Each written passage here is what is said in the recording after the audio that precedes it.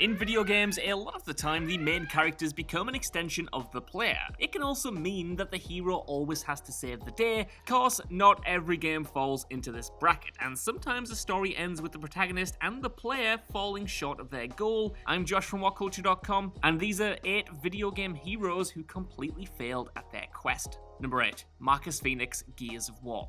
The plot of the original Gears of War isn't all that complex. You play as Marcus Phoenix, the big, beefy mad lad in charge of Delta Squad, who's assigned to map the underground tunnels a bunch of monsters use as their base and then explode it all to hell with a light mass bomb. Once you do, you're told that you've helped destroy most of the enemy population and save the day, even if there is a sequel hook regarding Il Locus Queen that you totally did not kill, and for the most part, jobs are good. However, then Gears of War 2 rolls around and it's revealed that your actions essentially amounted to little more than jack tits. Now, to your credit, the explosion did manage to destroy the Krill, those pesky critters that made the nighttime so dangerous in the original game, but it barely touched the Locust, who easily regrouped after a few months of being in disarray. Even worse though, the bomb awakened the Riftworm, a massive beast which immediately got out of bed and started sinking entire human cities. So, in a way, after detonating the bomb, Marcus is actually kind of responsible for way more countless deaths. Number 7. Nathan Drake, Uncharted 4. Nathan Drake in Uncharted 4 spends pretty much the entire runtime disappointing everyone he loves, and I have never related to anyone more. After failing to adapt to sweet domesticity, the retired adventurer doesn't take too much convincing to hang up his washing up gloves and whack a pistol on his hip and go searching for lost pirate treasure. Yeah, his presumed dead brother turning up and asking for help ultimately pulled Drake back out of retirement, but it's made clear that he was actively waiting for a kick just like that to inject some excitement back into his life. So, he lies to his wife and takes off, fully caught up in the drama that comes with living up to his own legend and not really caring about his own safety or the life that he's left at home. However, though Drake's journey to find this pirate treasure is the quest he thinks he's on, it's actually more of an internal quest of maturity and self-realization. In that sense, his failure to secure any of the gold in the end and almost die in a sinking ship meant that he sucked at achieving the former but actually did succeed in the latter. And normally we'd chalk this one up to a draw, I mean considering that the real pirate treasure were the friends he made along the way the whole time, but this entry also includes the previous times Drake failed to nab the prize at the end of his journey as well, which adds up to more fails than it does wins. Number 6. Ryden, Metal Gear Solid 2. Both the player and Ryden are taken for a ride in Metal Gear Solid 2. Your mission to stop a bunch of terrorists who are holding the President of the United States to ransom turns out to be a complete lie. Likewise, almost every piece of information you're fed, for instance that the plant they're in could poison the Manhattan Harbor for decades if it sinks, is just total fabrication to get Ryden to do as they're told. Consequently, everyone else you come into contact with, the real heroes like Solid Snake, treat you like a big dumb idiot who's completely out of their depth. As a result, every goal you try to complete is either thwarted or orchestrated by someone else. You disarm Fat Man's bombs, but they were merely a decoy and part of the plant sinks anyway. You rescue EE, but she's killed by Vamp. You break into Arsenal gear, but only because Snake tricks you and leaves you to be tortured. And all of that is just the beginning. Even when you defeat the villain at the end via a swanky sword fight, it's not exactly a victory. Bad guys got away, and the quest Ryden finishes resembles nothing of the one he actually started on. Number 5. The Deputy, Far Cry 5. As the nameless deputy in Far Cry 5, you're tasked to take down cult leader Joseph Seed. Arming his followers to the teeth with automatic weapons, the religious nut is apparently getting his people ready for the collapse, some kind of doomsday prophecy set to destroy the world and ascend him and his followers to the afterlife. Obviously, this all seems like a major manipulation tactic, and Seed is less of a prophet and more of a dictatorial egomaniac with far too many drugs on hand. So you spend the runtime dismantling his military might until you finally get to face off with him. However, as soon as the job seems done and you have Seed in handcuffs, a nuclear explosion detonates behind him, and you're forced to outrun the blast with Seed in tow. Unfortunately for you, it seems in a way that he was right all along. The end of the world is here, and the game ends with him free from his shackles, with the deputy as his prisoner in an underground bunker. And all of this is the good ending, might I add. There are other endings, but this is considered the good one, where everyone dies, total annihilation, so well done, I guess. Number 4, Ellis, Blair Witch.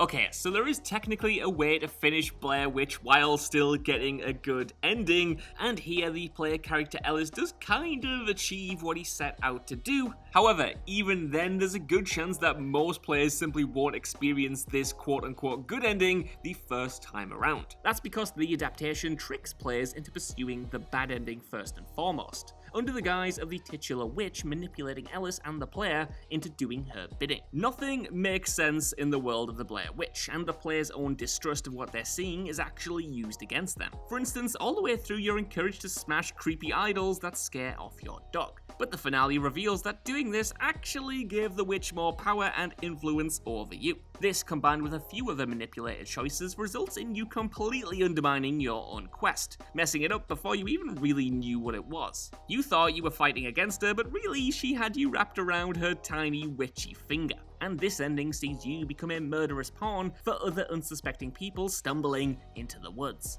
Number 3, the Prince of Persia. On the surface, the story of Prince of Persia, the cel-shaded version, looks pretty simple. You, as the titular prince, are tasked with taking down Ahriman, an evil being who wants to snuff out the light in the world and bring about the Age of Darkness, ruled by him and his fellow corrupted beings. Naturally, you're the good guy and you're not going to let this happen, and the prince, who's not really a prince, teams up with Princess Elika, who is really a princess, to take Ahriman and his forces down by using the Tree of Life. So far, so simple. Well, as far as end-of-the-world fantasy plots go, but things get a bit hairy when Elika is mortally wounded. The only way to save her is to destroy the Tree of Life, and therefore eliminate any possibility of Ahriman being beaten. So, faced with this decision and being the true hero that he is, the prince just completely says stuff to the world at large and saves the woman he fancies. The interesting thing about this entry compared to the others is that the character actually chooses to fail his quest in this moment. A fascinating decision, which was tragically undone in the game's DLC. Number 2, Cole Phelps, L.A. Noire.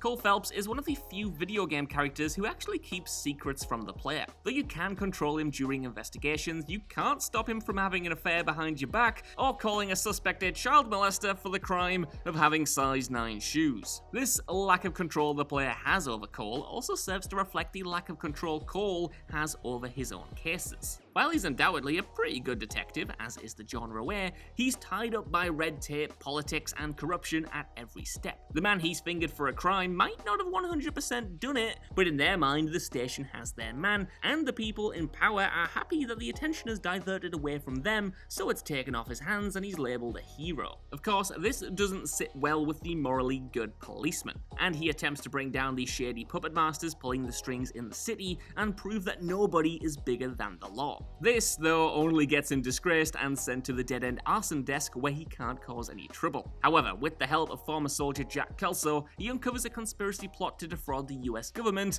and then drowns in a sewer. Now, some of the men behind the conspiracy do end up facing jail time thanks to Kelso, but the wider ramifications of corruption both in the city and in law enforcement continue as normal, with mortal enemy Roy Earl even giving a feigned emotional speech at Cole's funeral. In the end, he was just one man, and one man can't solve all of LA's problems, not even a man like Phelps. Number 1, Arthur Morgan, Red Dead Redemption 2. For my money, Arthur Morgan is one of the best characters of the last generation. His journey from being an outlaw to a kinda outlaw who's dead was riveting, as Arthur became accountable for his own actions and, in his final days, attempted to atone for them by freeing fellow gang members John Marston, Abigail Marston, and their son Jack from succumbing to the same kind of outdated Wild West lifestyle that doomed him. And in the end, it looks like he's achieved just that. Arthur dies and the rest of the gang scatters, but he gets John and his family to safety first. Everything looks hopeful, and as far as he knows, his final goal has been completed. The only problem is that we know that the original Red Dead Redemption exists. In that game, we know that no matter how hard he tries, John is always doomed to pay for his past sins. Brought back into the fold to hunt down his former friends, he's eventually killed in front of his family while Jack takes up pistols a few years later. Arthur might have succeeded and bought them a few good years, which admittedly is more than most people in this world get,